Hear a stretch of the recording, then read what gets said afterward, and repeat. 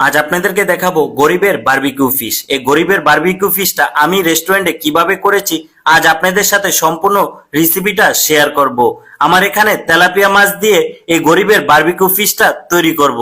আমার এখানে তেলাপিয়া মাছ নিয়ে নিলাম, আপনারা চাইলে যে কোনো মাছই এখানে নিয়ে নিতে পারেন। আমি যাতে গরিবের বারবিকিউ ফিশ তৈরি করব সেজন্য আমার কাছে তেলাপিয়া মাছটাই বেস্ট।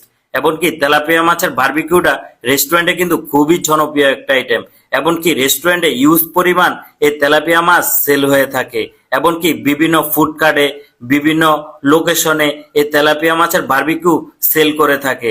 আপনারা একবার তেলাপিয়া মাছের বারবিকিউ বাসায় খুবই সহজে তৈরি করে খেয়ে দেখেন, খুবই মজা। ফার্স্ট আমার এখানে 500 থেকে 600 গ্রামের মতো একটা তেলাপিয়া মাছ ছিল। এই মাছটা আমি খুবই ভালো করে পরিষ্কার করে নিচ্ছি।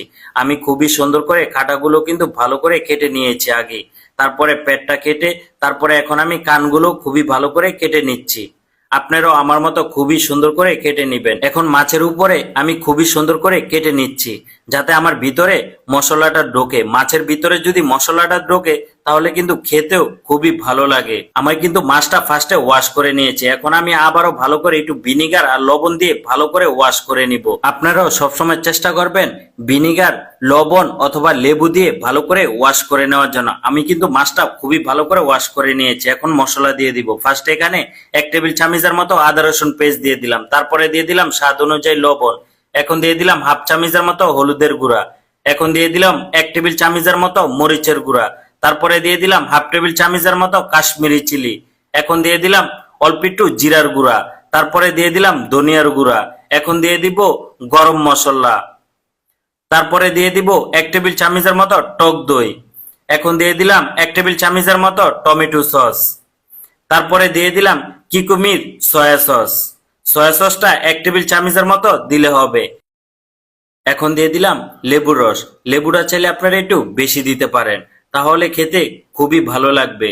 আমার সবগুলো মশলা দেওয়া হয়ে গেছে, এখন আমি খুবই ভালো করে মশলাটা মিক্স করে নিব। আপনারা বাসায় থাকা মশলা দিয়ে এই তেলাপিয়া মাছের বারবিকিউটা খুবই সহজে তৈরি করতে পারেন। এমনকি 2-1টা মশলা না থাকলেও কোনো সমস্যা নাই। এখন দিয়ে দিব সরিষা তেল। আমি কিন্তু একেবারে অল্প একটু সরিষা তেল দিয়ে এই মশলাটা আবারও ভালো করে মিক্স করে নিচ্ছি। মশলা দেওয়ার পরে আপনারা চাইলে আধা ঘন্টা 1 ঘন্টার জন্য রেস্টে রেখে দিতে পারেন, তাহলে মাছের ভিতরে একেবারে পারফেক্ট ভাবে মশলাটা ঢুকবে। আমি কিন্তু মশলাটা দেওয়ার পরে 1 ঘন্টা রেখে দিয়েছিলাম। এখন আমি বড় ওভেনে ব্রেক করে নিব।